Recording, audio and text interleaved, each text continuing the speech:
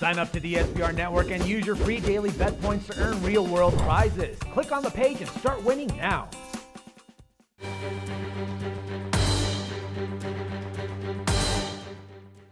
Welcome to SBRforum.com. In this video, we're taking a look at the Game 5 series matchup between the Pittsburgh Penguins and the Columbus Blue Jackets. Now, whoa mama, what do you do if you're a Pittsburgh Penguins fan right now, or if you have the Pittsburgh Penguins on the series? You are feeling pretty darn nervous right now. For those who didn't watch Game 4, it was another epic Marc-Andre Fleury playoff meltdown, and this guy is shaken. You know, he's going to probably get the start in Game 5, and he's probably going to look okay to start.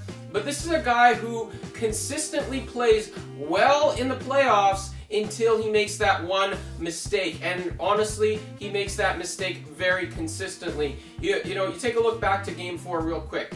The Pens are about 22 seconds away from winning Game 4, taking a 3-1 series chokehold with 2 games, 5 and 7, going to be played back at home in Pittsburgh. They're 22 seconds away.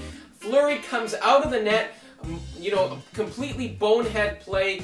The ice was bad at the end of the game. There's all sorts of pressure in the Penguin zone. It's not as if, it was a routine, go behind the net, wait for your defenseman to come. All sorts of traffic around, puck bounces around, bounces in front of the net, and the Blue Jackets get the easiest tying goal in the third period to eventually push that game to overtime. Now, to me, the bigger issue is not necessarily that goal. Obviously, that's a massive issue, but now, we're handicapping Game 5. To me, the bigger issue was the overtime goal, because it was a Nick Foligno wrister from just inside the blue line, and that to me shows that Fleury's confidence is shaken. It's one thing for him to make a mistake. All goaltenders do. It's a matter of bouncing back, and he clearly could not do that. Allowed the Blue Jackets to score a very soft overtime goal, and now we're left here scratching our heads as to what to do for Game 5. Now, if you're betting on Pittsburgh, I think you've got some serious cojones right now. I mean, first of all, you got to lay juice. Secondly, they're at home, and we saw the first 2 games in this series be very tight 1-goal results at home. You got to be crazy a little bit to bet Pittsburgh right now. There's a bunch of juice.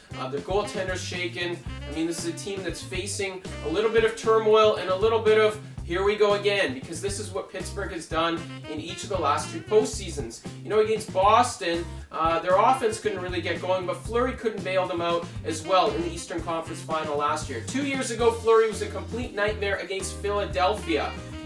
This guy has now allowed at least 3 goals in every single playoff game this year, and that's not going to cut it. I mentioned in some of the earlier videos that he's allowed at least 3 goals in each of the first couple of games, but I thought that Pittsburgh had turned the corner in Game 3. They looked like they had turned the corner in Game 4, and I expect them to play with that same type of forechecking and prowess in the offensive zone in Game 5, but at the same time, it's too tough to bet them given Fleury's situation right now. So what I'm going to do is I'm going to recommend the over. It looks like the Blue Jackets can beat Fleury consistently.